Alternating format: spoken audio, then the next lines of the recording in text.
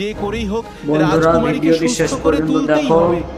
ভালো লাগলে like comment share ও চ্যানেলটিকে সাবস্ক্রাইব করে পাশে থেকো। ও একটা শয়তান, ও একটা এর দৈত্য। পরের অংশ পুরোহিত সবাইকে এই চ্যানেলেই আপলোড করা হবে। ওই বাগানে টেনে নিয়ে যায়। পরের অংশ দেখার জন্য তারপর যারা চ্যানেলটিকে ওই সাবস্ক্রাইব লোকে করে করে রাখবে। তাদের প্রাণ শক্তিকে ওই পুরোহিত দেখো নিজের ভিডিওটি, বশে করে আশা নেয়। করছি ভালো লাগবে। তারপর তার থেকে প্রতিদিন একটু একটু করে প্রাণ শক্তি নিয়ে নিজে অমর হয়ে থাকতে চায়।